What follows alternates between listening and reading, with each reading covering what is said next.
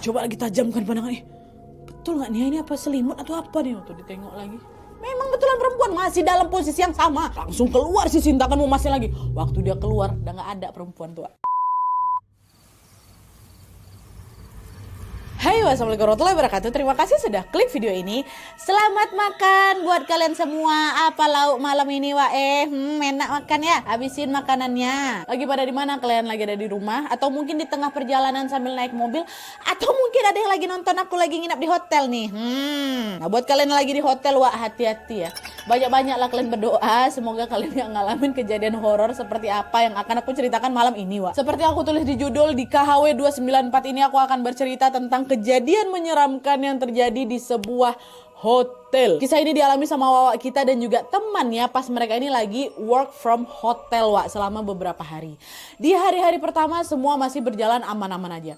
Tapi di malam terakhir mereka menginap di sana, suasana tiba-tiba berubah, Wak. Berbagai kejadian mulai terjadi menghantui mereka, mulai dari tirai jendela yang terbuka sendiri, panggilan telepon misterius, sampai ke penampakan-penampakan yang Wawa lihat di kamar hotel itu. Bahkan Wawa ini sempat protes, Wak, ke staf hotel juga, tapi sayangnya staf hotelnya juga nggak bisa menjawab misteri menyeramkan yang dialami sama Wawa di hotel itu. Makin penasaran kalian kan? Jadi tanpa berlama-lama kita langsung masuk aja ke ceritanya ya. Check it out.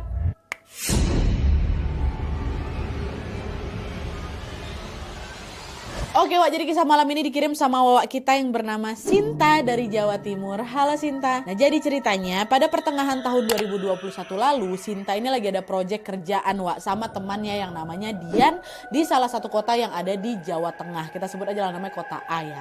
Nah, proyek ini membuat mereka berdua harus stay di sana selama 4 hari 3 malam. Selama stay di kota A, Wak, Sinta dan Dian ini memilih untuk nginap di hotel. Jadi mereka ini work from hotel gitu lah, Wak.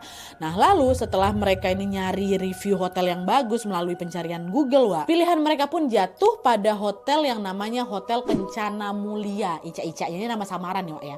Nah, hotel ini lokasinya strategis sekali, mau kemana-mana dekat, harganya juga terjangkau, fasilitasnya juga lengkap, dan yang paling penting di sana tuh juga ada macam co-working space gitu lah, Wak, yang bisa dipakai buat kerja gitu. Nah, adalah tuh akhirnya mereka pilih Hotel Kencana Mulia itu. Singkatnya, berangkatlah Sinta dan Dian ke sana. Nah, pas check-in mereka ini dapat kamar di lantai 3 nomor 313. Dan nah, kamarnya kurang lebih kayak gini, Wak ya. Waktu masuk, di sebelah kanan pintu masuk ada kamar mandi yang dilengkapi sama shower.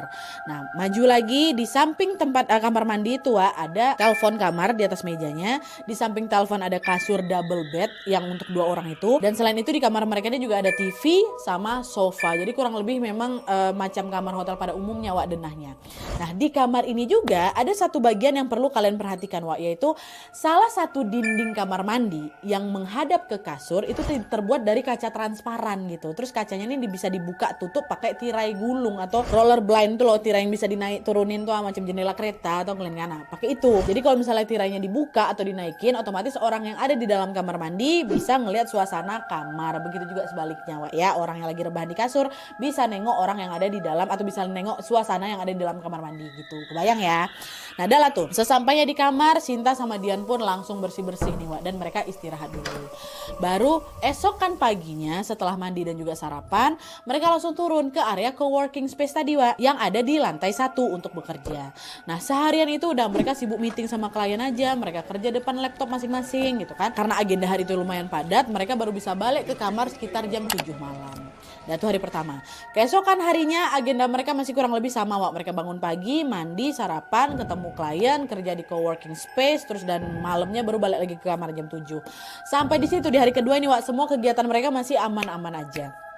Tapi pas memasuki hari ketiga nih barulah di sini berbagai kejanggalan mulai terjadi nih, Wak. Ya.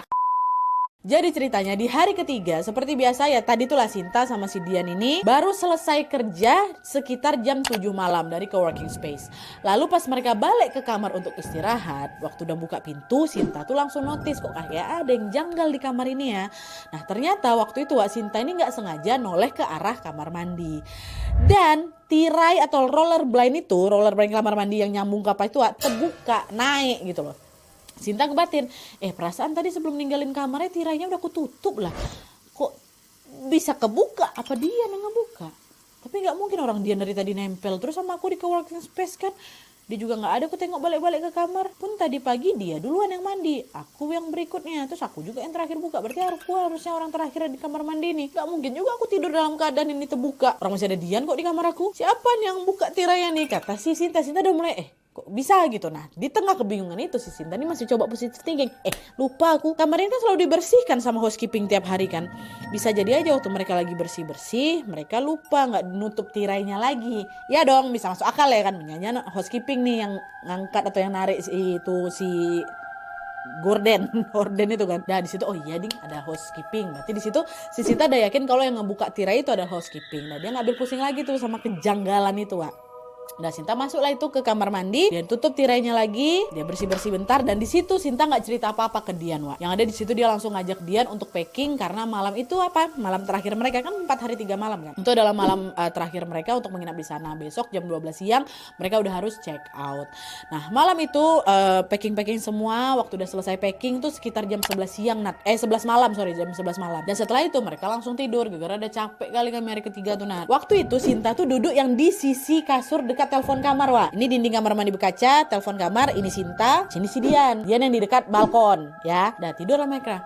Waktu aku lagi enak-enak tidur, nah tiba-tiba jam 2 malam Sinta ini kebangun kaget gara-gara dia ngedenger ada suara nada sambung telepon, Wak. Kencang kali suara tuh, macam lagi di loudspeaker. Jadi suara nada sambung, Wak ya. Suara yang persis kalau kita lagi nelpon orang kan tutut di sini. Nah, itu suara nada sambungnya, bukan suara telepon masuk, bukan suara nada sambung. Dengan mata masih terkantuk-kantuk terbangun Sinta, ini suara apa deh? Carilah sumber suara.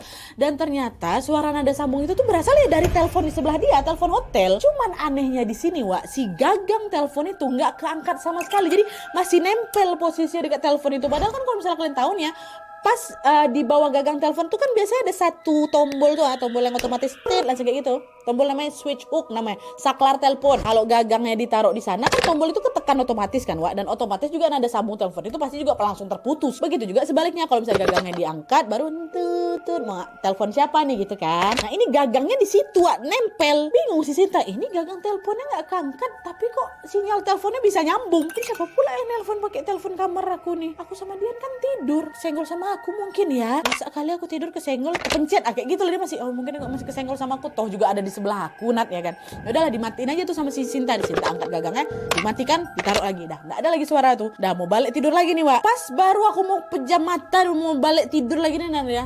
Nada sambung tuh bunyi lagi.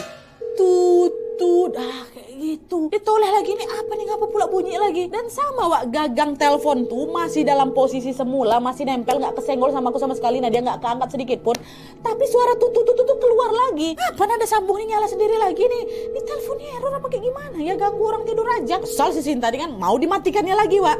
Tapi sebelum sempat dia ngangkat mau matikan itu telepon, Wak, tiba-tiba terdengar suara perempuan dari telepon. Jadi macam ke loudspeaker gitu. Halo, selamat malam. Dengan resepsionis, ada yang bisa dibantu? Suaranya kayak gitu, Wak. Pas dengar suara itu langsung merinding aku. Nah dia aku juga ikutan merinding, Cinta. Kenapa?